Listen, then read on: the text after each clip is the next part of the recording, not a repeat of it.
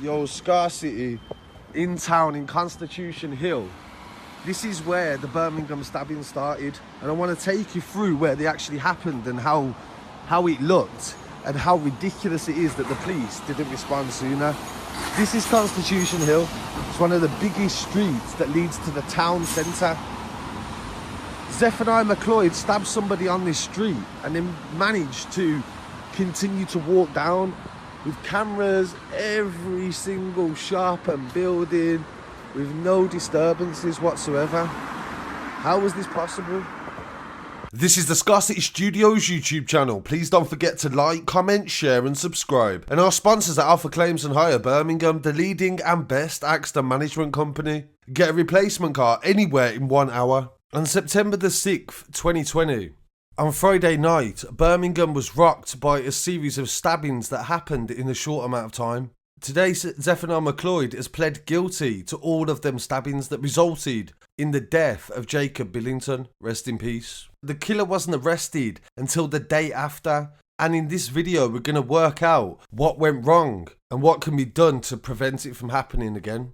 At 12:30 AM, the first victim, named Dimitar Bachvarov, was stabbed. The first 3 victims were stabbed in quick succession after McLeod's terrifying rampage that began at 12:30 AM. He approached his first victim in Constitution Hill and he asked him for a cigarette. He then stabbed the 33-year-old man in the neck with a 6-inch blade and fled the scene. 20 minutes later, Zephaniah stabbed 2 more people, members of the public, totally unprovoked, and their names were Migle Dolobauskaite, and he was stabbed in the left side of his neck and also his shoulder.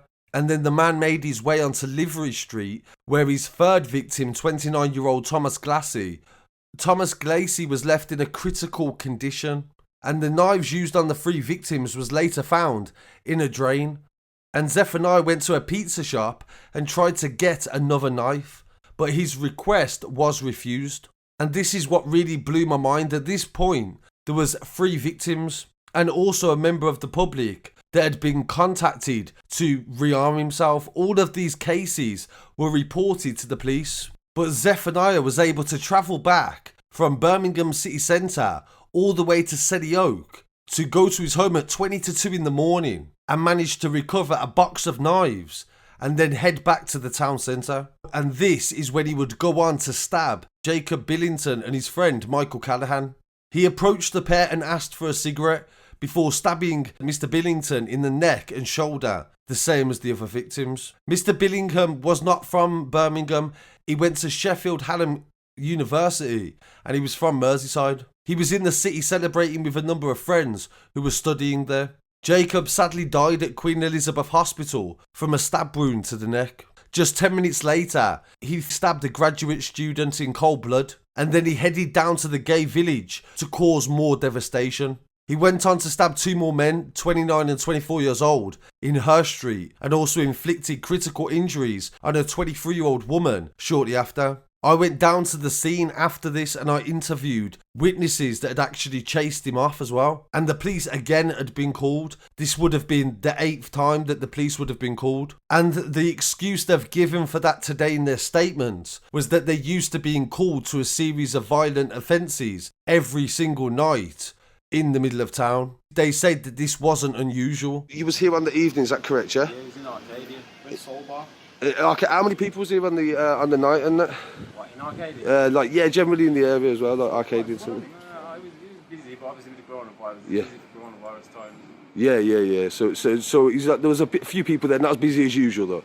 Not as busy as usual. Yeah. So at what point did you notice the knife man that had approached yourselves in the area? How did that go down? How did you first see him? So it never happened in the Arcadian. Obviously we didn't ask. So Arcadian's there. So we've come out the Arcadian round the back. We've come for my mate's son.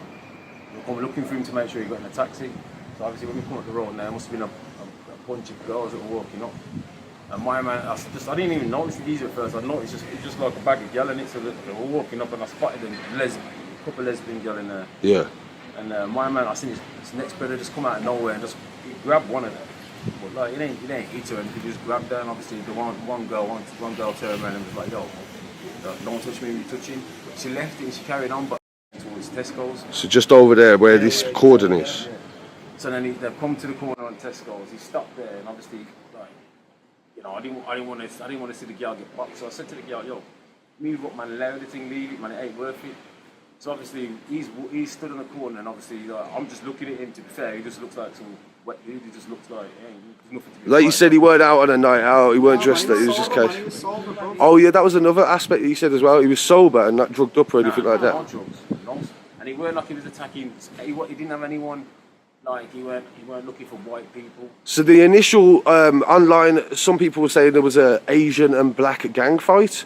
So that was all rubbish, wasn't it? There was nothing to do with that. Whether that happened somewhere in town. But that's what I believe, yeah, because initially I seen a video. Because there were so many ambulances lined up waiting to attend to the victims that I think they knew exactly what was going on. They issued a statement on the night and told people to stay vigilant as the knife man was still at large. And bear in mind, we had no idea what he looked like. For the whole night, nobody knew anything. There was no videos from the scene, which was bizarre and unheard of as well in 2020. With several different situations, busy nightclub environment, and nobody had any pictures of the man that had done it. The man that I interviewed as well, thank you to Robert McLeod, no relation, on the evening, he was the person that actually ID'd him through CCTV. They didn't issue a plea for his capture until 3 p.m. the next day. So these are several different moments in this timeline where you can find things that could have been prevented. How was it possible for him to stab so many people and make his way to his house and back again? What if this had been a terror attack? What was the response from the police going to be?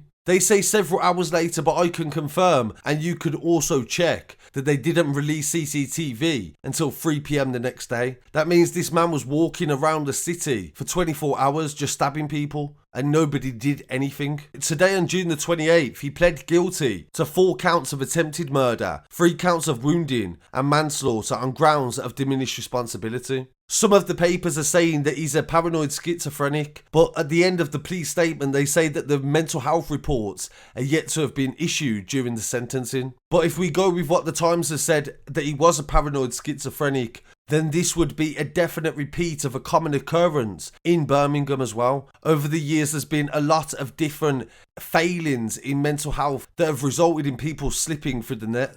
Going back to 2013 on the channel, we used to do music videos. There was a song that was dedicated to Christina Edkins. She was stabbed also by a paranoid schizophrenic. And the reason I mention this story is because the amount of different things that were put in place to try to prevent this from happening again seemed to have had no effect. Christina Edkins was a 16-year-old girl. She'd just done her GCSEs and she was on her way to school. She was stabbed by Peter Simmerlane, who had just come out of prison and he had nowhere to live and he was sleeping on the back of the bus. He was also a paranoid schizophrenic and he had visions that she was trying to attack him, and that resulted in him stabbing her repeatedly. 27 recommendations were made for failures by the mental health system in Birmingham, and there was also 17 different incidents that an independent report revealed that he could have been prevented from being a danger to society. And it seems that all these years later, that no lessons have still been learned.